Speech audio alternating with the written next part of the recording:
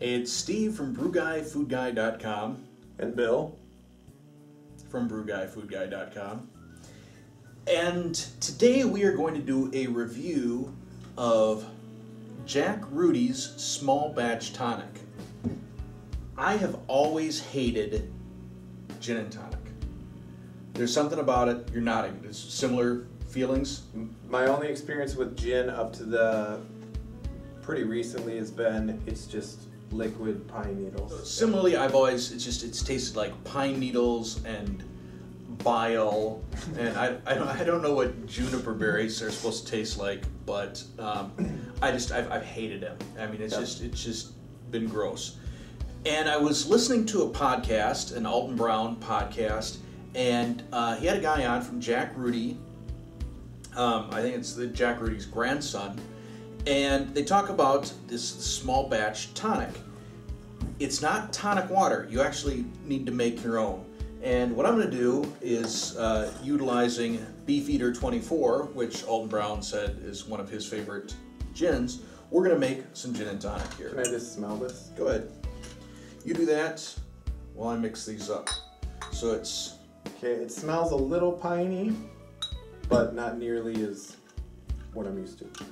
So 0.75 ounces of the tonic. Oh, I want to smell this too.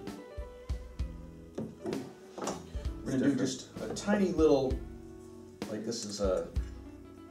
I'll put this here so... Okay. An eighth of a wedge of, or eighth of a piece of lime. It's not the juiciest lime I've ever encountered. 2 ounces of gin. I've heard that Death's Door gin from our home state of Wisconsin is also pretty good. I haven't tried it out yet. That'll be one of our future videos. We can try like Bombay Sapphire, Beefeater 24.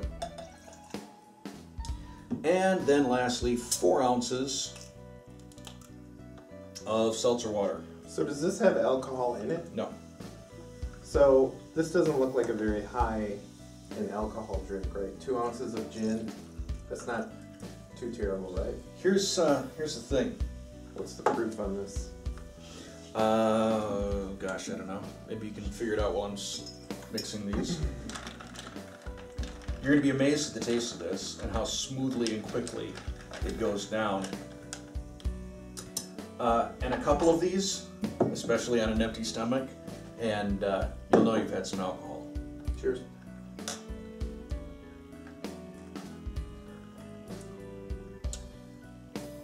What do you think? This is super refreshing. Yeah, I mean, it's such a clean, it's crisp. Not, yeah, it's just... It's not sweet. No. It's not particularly bitter. Quenching? It almost tastes like it's like quenching. Yeah, my whole palate feels like it's been cleaned. Yet there's not like a ton of flavor. It's hard to explain. It's just refreshing. I mean, there's that, I think, a little bit of lime from the lime. Mm-hmm. You get that, I don't know if it's quinine, you know, that's sort of the tonic. But it's not a lingering bitter. You know, I found that in the past when I'd have a gin and tonic, the bitterness just sat with you, whereas this, it just sort of just rinses across your tongue. And absolutely no pine needle flavor at all. Yeah, I've done also vodka tonic with the Jack Rudy, and you can't taste alcohol in it at all, which is sort of a potentially dangerous thing, yeah. Because, I mean, I'll put one of these down if it's a vodka tonic in a couple of minutes, yeah. And then I'll make another one because a bottle of seltzer usually does two of these tonics, yeah. And 2 of them in the course of 15 minutes, and you are quite aware that you had something to drink. This would be dangerous if you were like sitting outside or grilling or. I don't know. Yeah, I mean, but good.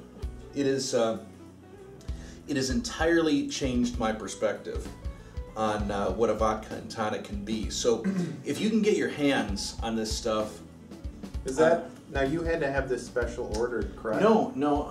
What was the stuff you were telling me No, if they make a couple of other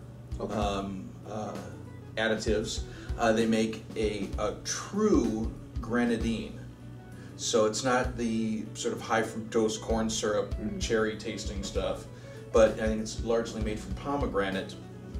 And I haven't seen that anyplace. I have been able to find the small batch tonic at one local liquor store, but you can order them online. Just Google, Jack Rudy Cocktail Company. Yeah, this is interesting because I think with our site and what we're trying to do, one of the areas of that I know very little on is just cocktails and making mixed drinks. So this is great. Yeah, I think so many cocktails lately have been tainted by the whole high fructose corn syrup. Yeah. Putting a bunch of sweetness in it and that stuff. I mean, I can't even drink, like a margarita made from margarita mix. Just the headaches that I get are just blistering. But if I make something that's just straight up, a good, reposado or añejo tequila and some Cointreau and some lime juice, I'm good. So what I'm saying is I've got one of my missions is to explore cocktails, sort of the traditional 50s and 60s cocktails some more. Well, I think a huge advantage of cocktails too is sometimes you don't feel like a beer. Yep. Sometimes you don't want to crack a whole bottle of wine open because you just want a drink. Mm-hmm. Cocktails are great because you can just make one and that's it. And like when you're coming home from work especially, and you need that very quick, put me in the right frame of mind type of thing. This is a drink that'll get you there quickly. Cool. Thanks, man. Hey.